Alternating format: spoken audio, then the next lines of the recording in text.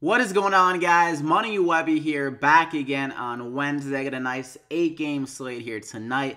I got it broken down for you with 6 of my favorite plays on the slate, my money 6. So before we get going, slap a like on the video. If you did well yesterday, you're enjoying the content, let's try to get over 150 likes in this video. If we can hit that, that'd be great. Also, I updated my plays yesterday on Twitter, so like I mention all the time, if you're not following me there, we had some good plays. I went from Embiid to Westbrook with the news of Nerlens Noel getting the start for Steven Adams. That has kind of made me have to pivot to the value of Noel at center over Embiid and then go up to Westbrook. So Westbrook had a really good night.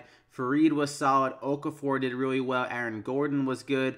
The only one that really disappointed me in the money 6 was Satoransky. I struggled a little bit with this shot, and he didn't play in the fourth quarter because the Wizards somehow got blown out from the Cleveland Cavaliers. So that was really strange. But we got 6 more plays for you here tonight to try and win some money. So let's hop right into it. I'm going to go with Jokic first up. He let me down last time out with 41 DraftKings points against the Grizzlies. But he had a strange night. Like, he only had 5 rebounds somehow in that one. But going against the Pelicans here, they're on a back-to-back. Okafor, his defense, he's not known for it, definitely. And I think Jokic can get his in this matchup. So like we saw last night, Fareed is pretty solid at 19 and 11.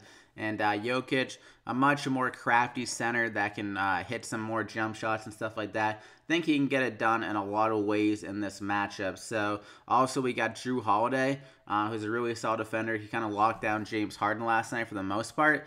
And I think that could open some more looks up for Jokic if they lock down like a guy like Gary Harris or Will Bard, make him struggle a little bit more, and have Jokic put up around 20-plus shots again here. See some more positive regression and more just not like normal kind of situation with his rebound. I think he can get a double-double, and then the assist could come in a little bit more. So I'm going to go ahead and lock him in there as my first guy. Then I'm going to go with De'Aaron Fox. This is a very good game to target between the Kings and the Hawks. Is going to be an extremely fast-paced game. A lot of points. The over-under is like 2. It's close to 240. I know that's in the 230 range. I forget the exact number. But a lot of points. De'Aaron Fox, he's finally seeing some more normal, good kind of minutes with 32, 36, and 35. 3 of the last 4, that's kind of when he hits his upside, when he's able to get his normal complement of minutes. So at 7,700 here, in a great matchup, he had an extremely good night here in this matchup earlier this year. He had 72 DraftKings points. So if you can just have like a little bit more than half of that, he's going to be able to return value. I'm actually recommended them in that game against the Hawks. So we're going to go back to the well in the same matchup. Trae Young, definitely not known for his defense. And with the fast pace like this for a guy like De'Aaron Fox who loves to run the fast break and he loves to use his speed, it's just a match made in heaven here. So I'm going to go ahead and lock him in there as my second guy. Then I'm going to go with Darren Collison. I mentioned him 2 nights ago. He was doing very good. It's just that they got their their doors blown off against the Warriors with a 30-point loss, so he didn't get the 7 minutes or so he would have got in the fourth quarter, but he still held his own in that matchup. He had 13 points and 8 assists in 25 minutes. So the assist rate, like I mentioned, is definitely still there. And the last time they actually played the Wizards without Victor Oladipo, Darren Collison had 17 assists. He put up a really big game. I think he had 10 points, 17 assists, and 7 rebounds. So a big-time performance. Wizards defense is not very good by any means. Like I said, they got beaten by the Cleveland Cavaliers yesterday, and they let up a ton of points. So I think Darren Collison getting some more opportunities with Oladipo out. Also, Tyreke Evans is out in this matchup. So, I mean, I think he's going to see a few more shots.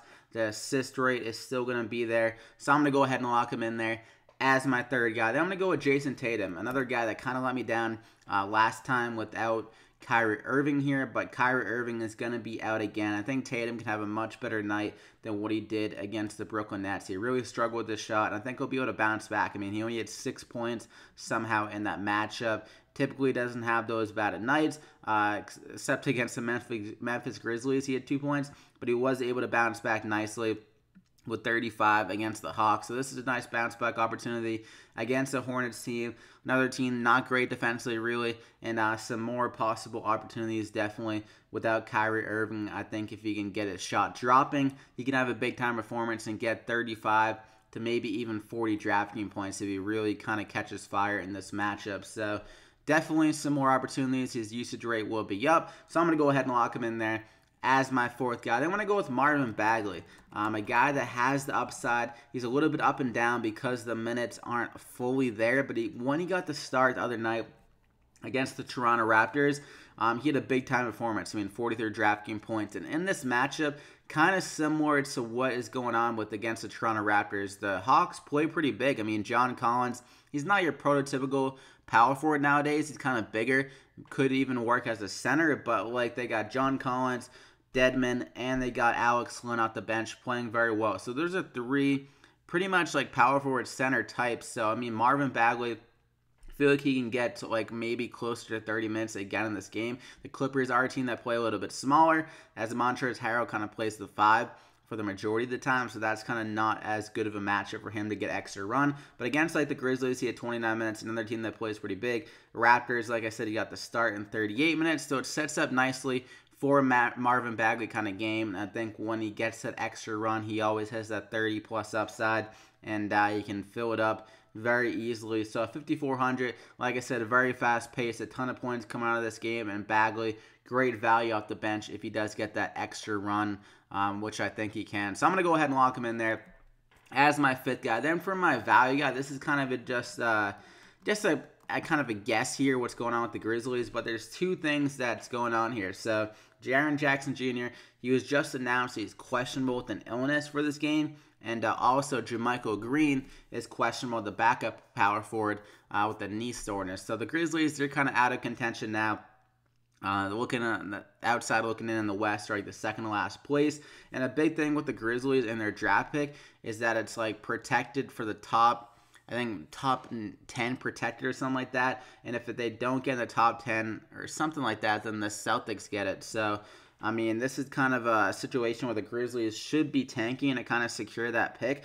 So it makes sense from the holdout JaMychal Green. He also was coming up in some trade rumors. And also Jaren Jackson, they could just hold him out with that illness. So that could mean that Ivan Rabb gets the start here, or even maybe he doesn't get the start, but I still think he'll get 20-plus minutes if that is the case with those two guys out. So I'm just going to pretend like both those guys are out. So Ivan Rabb, 3,100. Makes too much sense. He's played very well whenever he's gotten minutes. I mean, he's only averaging 6 minutes a game, but he's getting 7.1 DraftKings points on average in those minutes. I think he had 22 minutes the other night against the Raptors, and he put up 30 DraftKings points. So definitely has the ability. I feel like last year when he had the opportunities, he had some big-time performances. So at 3,100, kind of hoping that both those guys are out, just so it's like an easy pencil and value guy at 3,100. So I'm going to go ahead and lock him in there. Maybe Bruno gets a little bit more run as well. But I feel like Ivan Rabb is the more polished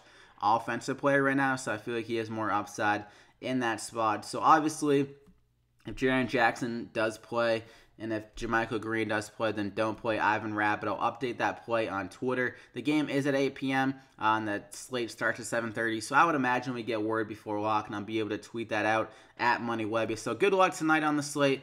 Hope you guys kill it. Subscribe to the channel if you haven't already. Yeah, so good luck. And I guess we'll see you back here again next time. You want to win some more money. So we'll see you back here again next time. Just said that, but good luck, guys.